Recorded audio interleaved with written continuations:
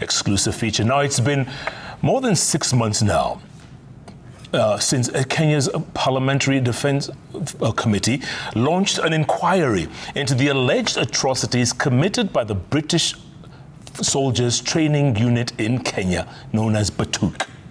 Batuk has faced accusations from host communities related to cases of murder and fatal traffic accidents, hit and runs, sexual violence and exploitation, leading to unwanted pregnancies, as well as labor rights violations of Kenyan employees at the Batuk barracks and environmental pollution.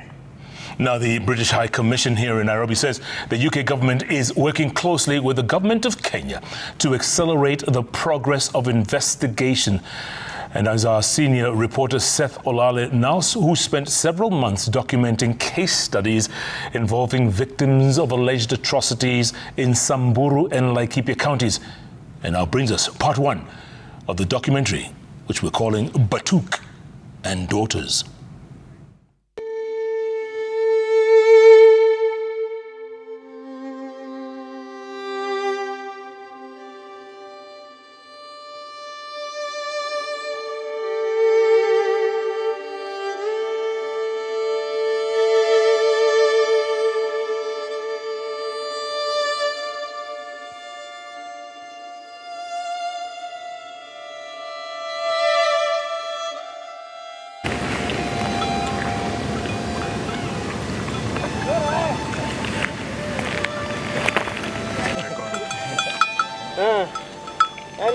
Tupelekeni basi hiyo mbele basi huko juu basi tuangalie mambo hivyo namna gani.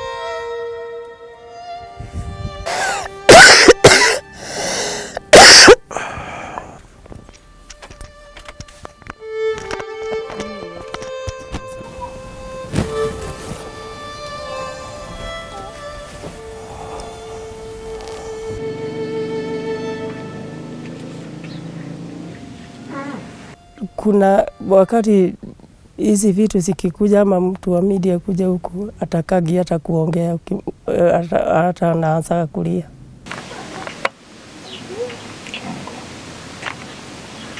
Na kuna wakati alikuwa anauliza huyo mzungu alifanya kwa nini aliua mama yake, alimuua kwa nini?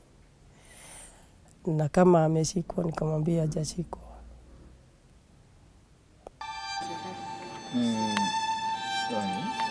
Ya permission.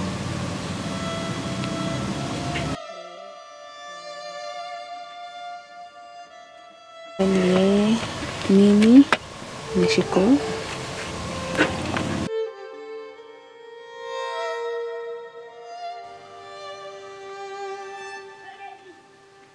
The late Agnes Wanjiru's family is beginning another year without justice for the murdered daughter. Her family has only been left with fond memories.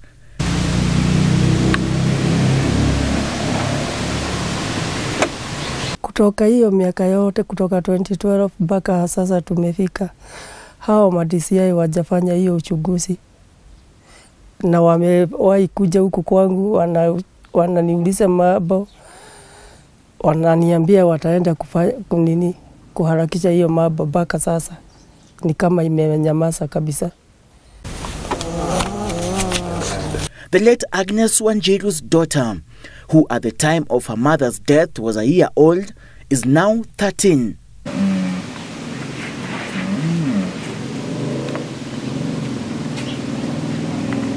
Akasema hata kama mama yangu ni alienda, nyinyi ndio mama yangu na baba ndio baba yangu.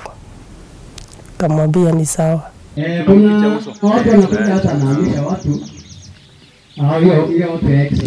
An ongoing parliamentary inquiry into Agnes Wanjiru's murder, allegedly by the British Army training unit in Kenya, Batuk, in 2012, doesn't seem to provide for the much-needed answers for Wanjiru's family. It's saddening seeing that Agnes was a Kenyan, but all these delays are coming from the Kenyan government. They don't seem to care. All what they care about is the benefits that they get from the UK government, but they don't care about the victims of the human rights atrocities of the Batuk.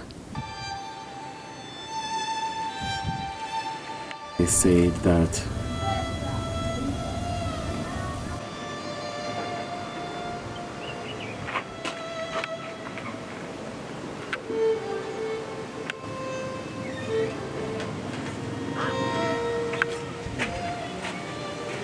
after all those 13 years, we have been having 3 presidents in seats with this case.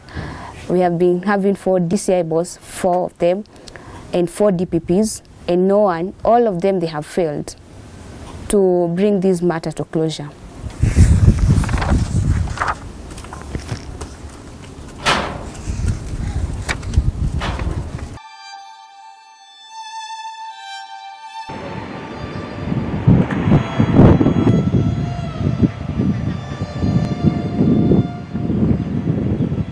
this sisal plantation symbolizes the exact site where the late Agnes Wanjiru's body was laid to rest 12 years ago.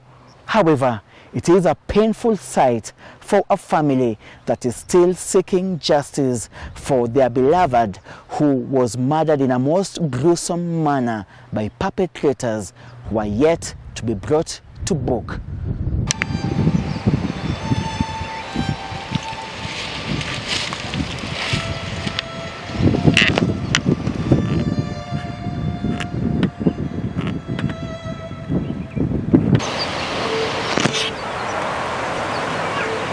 Esther has made a trip to this cemetery every year, only that this time round it's a special memorial in that she's turning 21 years old, the exact age when her aunt was buried here.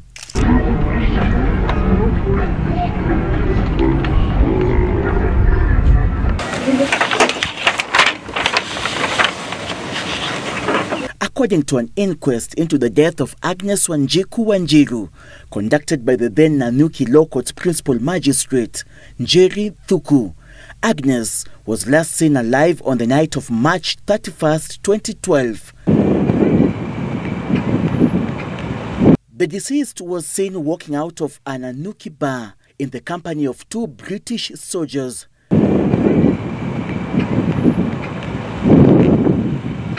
In June 2012, a groundsman at Lions Court Hotel stumbled upon Agnes' body while clearing a blockage in a septic tank. In his submission, the 12th witness, George Njunguna Wangari, the then general manager at Lions Court Hotel, a position he held for 2 years, provided a list with the names of the British soldiers who checked in. They are as follows: B4, David Giles; B6, Andre; B8, Malcolm; B11, Byron; B13, Kat; C14, Miller; B1, Higgos; D7, Jack; D8, Liam.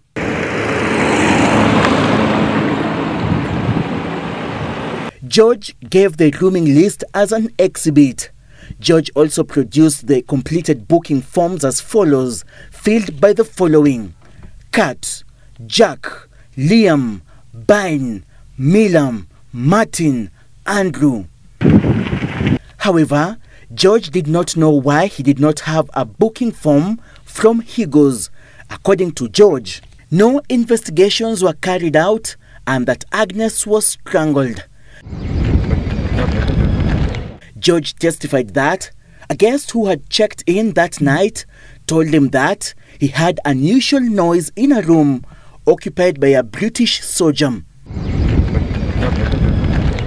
The 13th witness, Josephat Kirui, an investigator in the case, presented a letter dated 16th June 2012 as exhibit, detailing the identities of British soldiers who spent the night at Lions Court Hotel. They are 39114703 KGN, Thunbarrow J, 30101459 KGN, McKenna IJ, 251-57836, CPL, Bayan SC, 251-13314, SGT, Miller SJ, 250-55002, SGT, Higgins ST, 300-98525 KGN, Bradshaw KA, 301-09694 KGN, Giles DP Akoi, 251-332-273 Armitage AJ Akoi. Josephat told the court that by the time the letter was written, the soldiers had left Kenya. He said the soldiers were members of the 2nd Battalion, Duke of Lancaster. While delivering the findings of the inquest into the death of Agnes Wanjiru, the then Nanyuki Law Court's principal magistrate Njeri Thuku stated, and I quote, "This court refuses to speak the language of silence. That is why the letter dated June 16, 2012 is admitted as an exhibit. It is possible that even after stating a decision in this opinion, no action may be taken by any of those charged with doing so. If that be the case, then those who know the fate that befell Agnes on the night of March 31st, 2012 shall be in the hound of heaven." End of quote. There is a serious problem where justice is delayed because they feel they have been denied justice for too long. 12 years. Some witnesses have died. You see the kind of suffering the families are undergoing. And they feel that it is because they are poor, they have meager earnings. That is the reason as to why their case has been delayed for so long.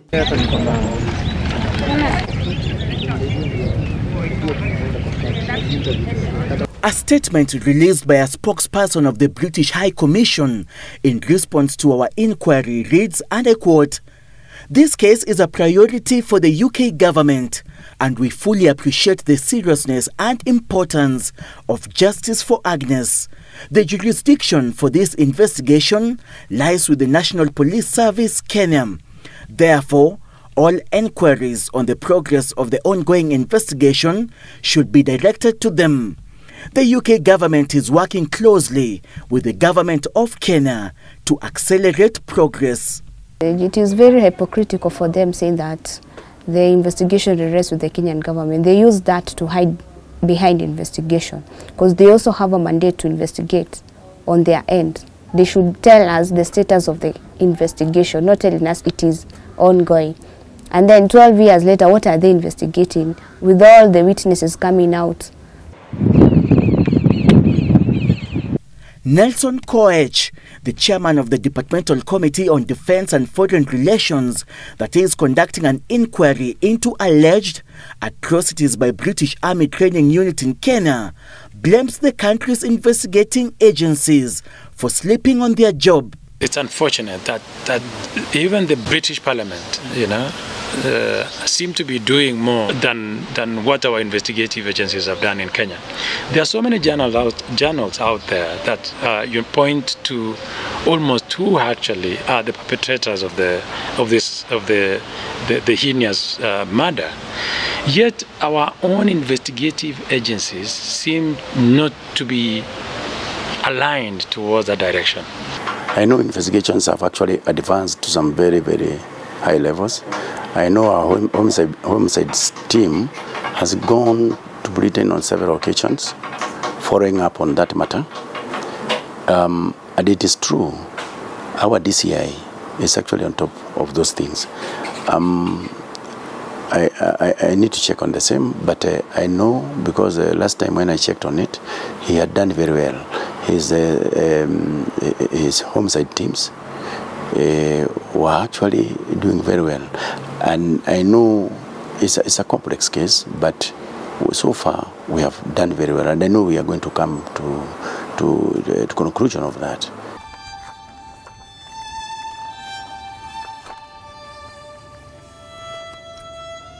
This year, the family of the late Agnes Wanjiru is marking the 13th anniversary since their beloved was plucked away from them in a most gruesome manner.